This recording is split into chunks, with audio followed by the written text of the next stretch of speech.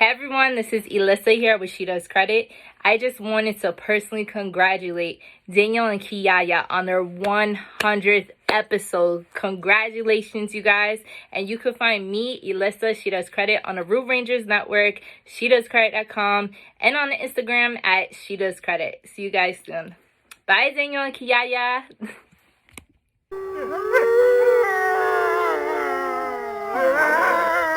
Watson Wednesdays are back with Chapter 11 of Christopher Paul Curtis's Coretta Scott, King, and Newberry Award-winning novel, The WATSONS Go to Birmingham, 1963. Bobo Brazil meets the Sheik. It all starts now on another brand new episode of Get Kozy. It's story time with Kiyaya and Daniel.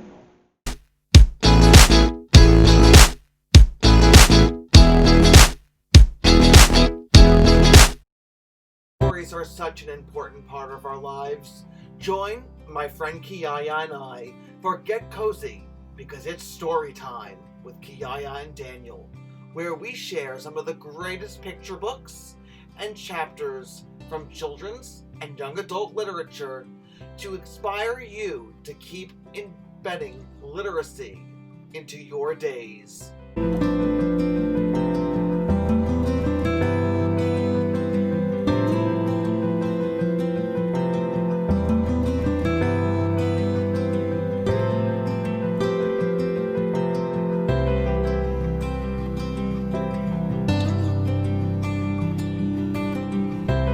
Chapter 11, Bobo Brazil meets the Sheik. The next time I woke up, it was just starting to get light, and somehow I was in the front seat and Mama was in the back. When my eyes got used to where they were, I saw Dad holding the steering wheel with one hand and resting his other one on the mirror outside the car. The green lights from the dashboard made his face look puffed up and tired, but he was smiling to himself. I knew what woke me up this time. The Ultraglide was stuck. And as we drove, the record was saying, "And don't forget who's take, and don't forget who's take, and don't forget who's take, and don't forget who's take." I started to say something to Dad, but he looked pretty happy, and before I could open my mouth, the record hypnotized me back to sleep. The next time I woke up, it was bright day, and Joey was in the front seat drooling all over me. The Ultraglide was still saying, "And don't forget who's take." But Dad must have heard me breathe different as he looked down at me and said, "Well, well, well, look who's decided to come back to life." "Hi, Dad. Are we there yet?" "Oh, no. At Tuberté? You are my last hope. With Vi and Joey and your mother popping up every few minutes asking, 'Are we there yet?' It's been like a stuck record." "Dad, it is a stuck record." Dad seemed to notice the record player for the first time. "Ah, that. Well, Kenny, I'm afraid it's more than just a stuck record. Something isn't working right." He lifted the arm off the record and looked in the back seat at Mama, who was asleep. "But let's keep that between us, okay?" "Sure, but how long before we stop?" "We'll be at Grandma Sam's before you know it." Joey had been listening to us. "Daddy, that's what you said the last time. How much longer? I'm sick of this old car." "Not too much longer, honey." "I'll stay up and keep you company, Dad," I said. "Yeah, me too," Joey added. I don't know who conked out first.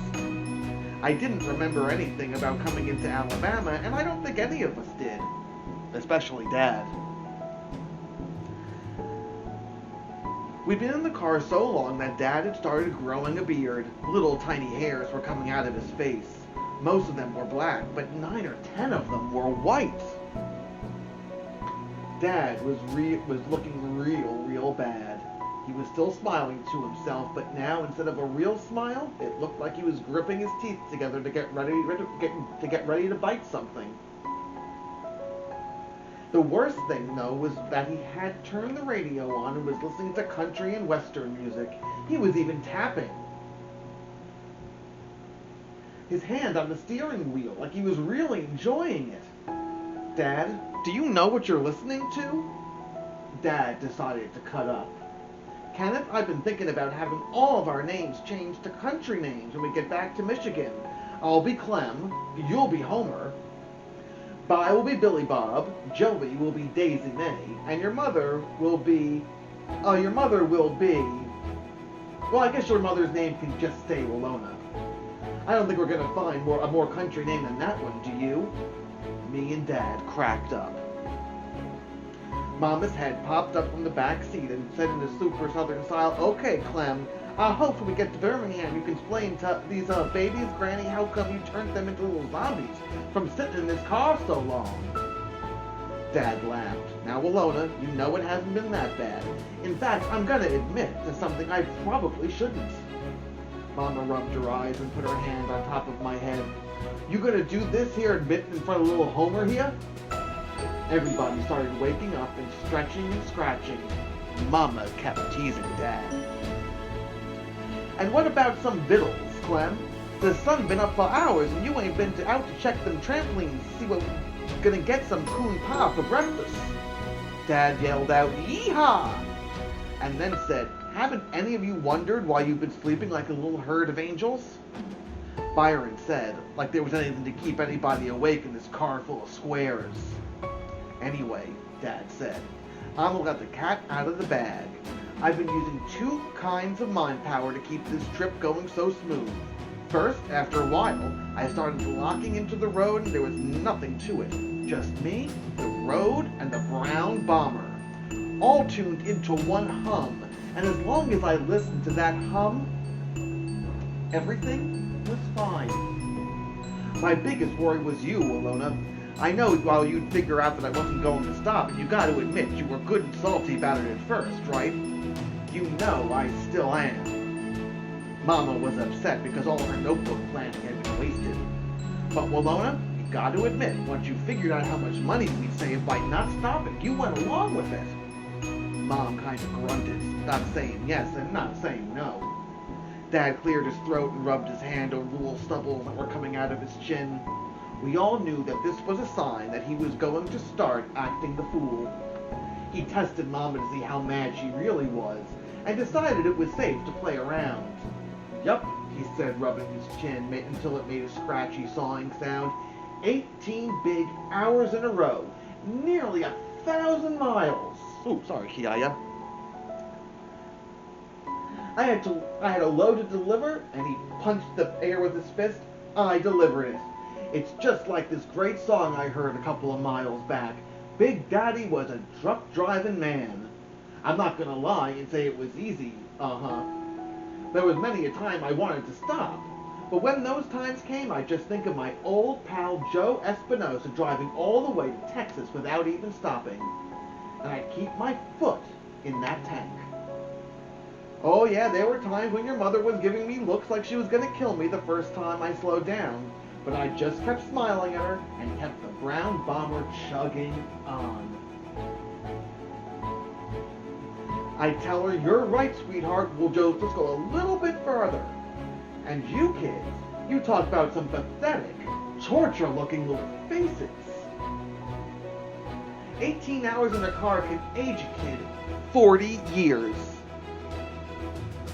Yeah, I swear I've been looking in the rearview mirror and wondering where my babies were, and where these three bad, disappointed, sour-faced, middle-aged midgets came from. But your sorry little mugs couldn't stop me either. In spite of all the crying, and bawling, and moaning, and wailing, and gnashing of teeth, I kept pushing on. Dad must have been real tired. He hardly ever talked this much straight. I gotta admit to the other trick I used too, but I can't take full credit for this one. I hoped Dad was gonna say that I helped him by keeping him company, but nope, some of the credit has to go to Scientific Popular. That was the name of a magazine that came to Dad in the mail every month. It had real cool covers, and there was always drawings of smiling white people on it standing next to cars with wings, or sitting in private submarines, or eating a whole meal in one little pill. The covers were real interesting, but the insides were real boring. Yep, good old Scientific Popular.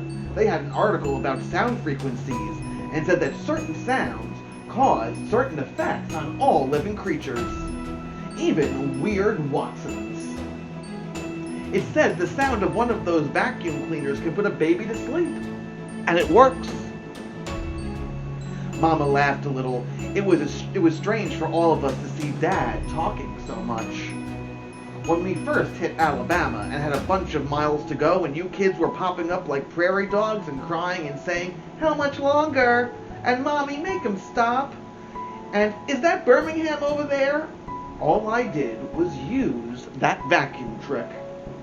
I started buzzing like a Hoover vacuum and you guys dropped off in reverse seniority.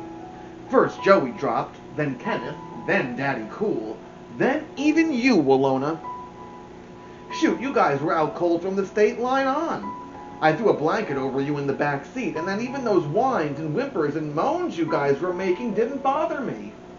And you, Walona, once I got buzzing, the only thing that was coming out of your mouth was drool. "Is that what that sound was?" Mama asked. "I thought you were driving so long you'd lost your mind." "I'm still not sure you haven't." Everybody woke up, but it was a fake wake up. We were all soon back to sleep, even though it was morning. The next thing I remember, I was waking up back in the back seat and Mama was saying real southern, "Babies, we home." Mama was honking the horn of the brown bomber like she was crazy. I raised my head out of the seat to look at what Mama was calling home and couldn't believe it. Birmingham looked a lot like Flint's. There were real houses, not little log cabins all over the place, and great big beautiful trees. Most of all, there was the sun. Me, Joetta, and Byron unfolded ourselves into the Alabama heat, and it was like we all remembered at once that we were going to finally see what Grandma Sands really looked like. We all bunched up together by Mama's door, but she didn't get out. She was still honking the horn like a nut. We had to cover our ears. Dad said, "Nothing's changed." The door of our regular little old house opened. Me and Joey had never seen Grandma Sands in our lives. Byron said he could remember that she was the meanest, ugliest person in the world, but he was probably lying. He was only 4 the last time Mama and Dad were here. Byron said he'd had nightmares for a couple of weeks after they left Alabama 10 years ago. All of the weird Watsons had real good imaginations, but none of us was ready for what came out of the door of that house. I was expecting a troll. I thought Grandma Sands would be bigger than Dad. I thought she'd be foaming at the mouth like she had rabies. I remember a couple of years ago how Mama had cried and cried when someone called from Alabama and told us that Grandma Sands had had a little stroke. Though I knew she walked with a cane now, I imagined the cane would be as big as a tree trunk with crows and owls living in it.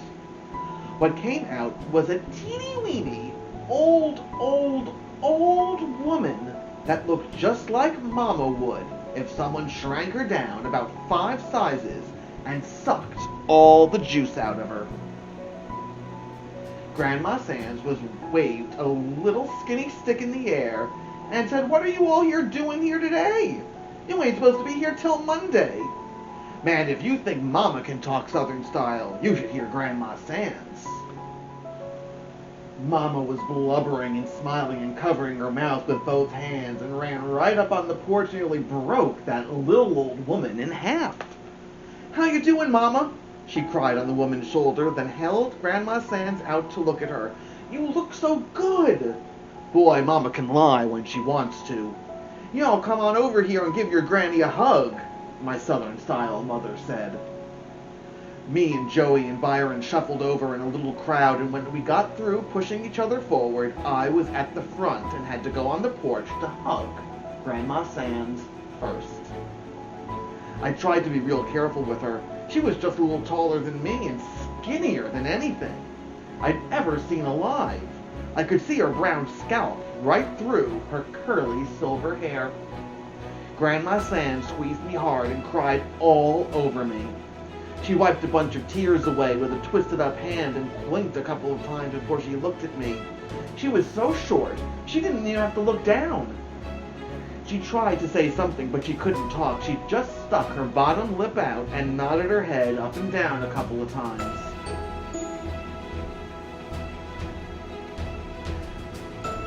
Then she pulled me back to her and squeezed me like crazy. Mama slapped the back of my head and said, "Kenneth Bernard Watson, you best quit acting so silly and give your grandma a good hug." I squeezed her a little. I smelled like baby powder came out of her. When I did, I really think I could feel her lungs when I touched her. I don't know what got Joey started, but she was off to the races with her tears. She was the only one who'd practiced what she'd say to Grandma Sands. She sniffed a couple of times and said, "Hi, Grandma Sands. It's a real pleasure to meet you." You could only half understand what she was saying. She was blubbering so much. Grandma Sands matched Joey tear for tear.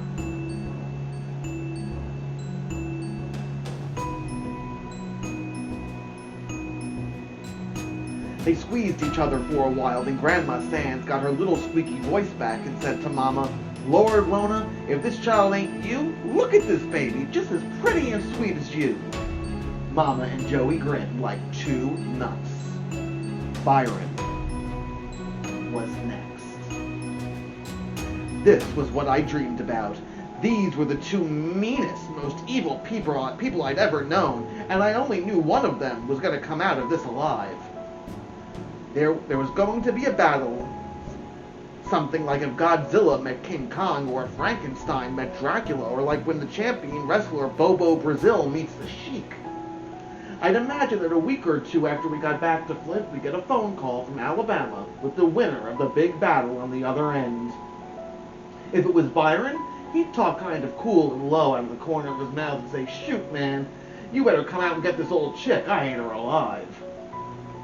If Grandma Sands won the battle, we'd have to hold the phone away from our ear while she shouted, "Lona, you call this a bad child? This little saint is ready to come back north and go to Sunday school and scrub y'all's floors."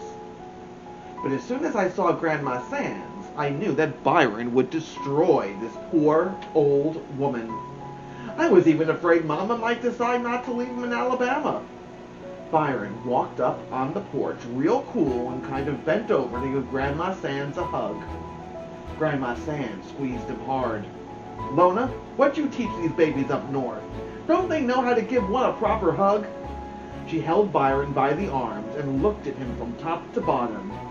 "You grew up to be a fine-looking boy. You was so puny when you was born, you nearly worried us crazy. Got strong, too." She slapped Byron's arm and he kind of laughed. Grandma Sands reached up and ran her wrinkly old hand over Byron's head. "A little short on hair, but we're gonna get on just fine. What you think, Vi?" "Yes, ma'am." Good, good. See, there's lots of things you can do down here.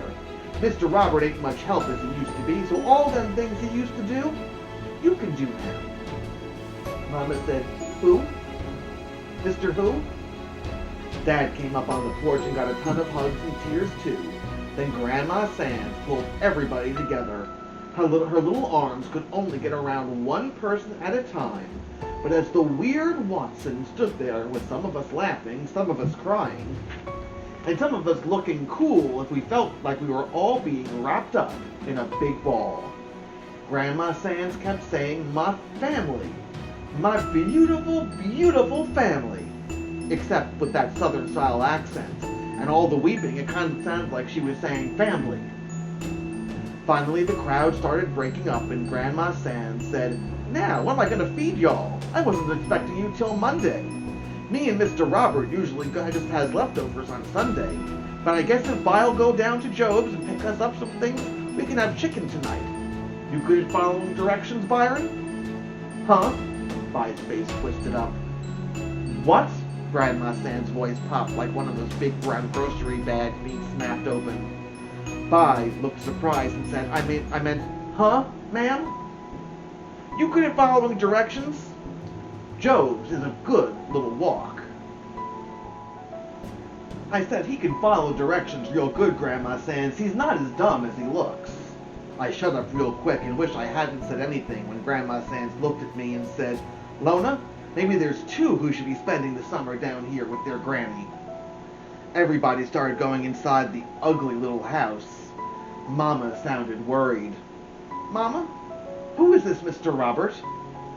Grandma Sands laughed just like the Wicked Witch of the West and said, "Honey, we got to talk. You just be patient, and as soon as he get up, I want you all to meet him." "Soon as he gets up? Aw, Mama."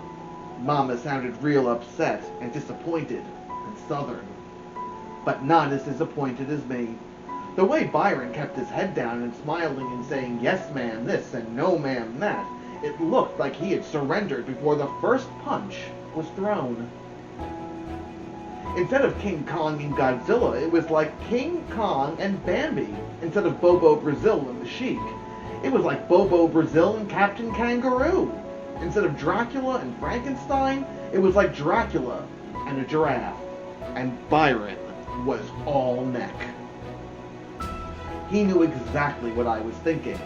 After Grandma Sands gave us directions, Byron looked at me sideways and said, "What the hell are you staring at?" I just shook my head. "What you expect?" I asked. "You seen her. That bird's as old as dirt. She's so old I bet she used to step over dinosaur turds. I ain't gonna have her death on my hands." I knew that was a lie. It seemed like all the fight was out of Byron, and we'd only been in Birmingham for a couple of minutes.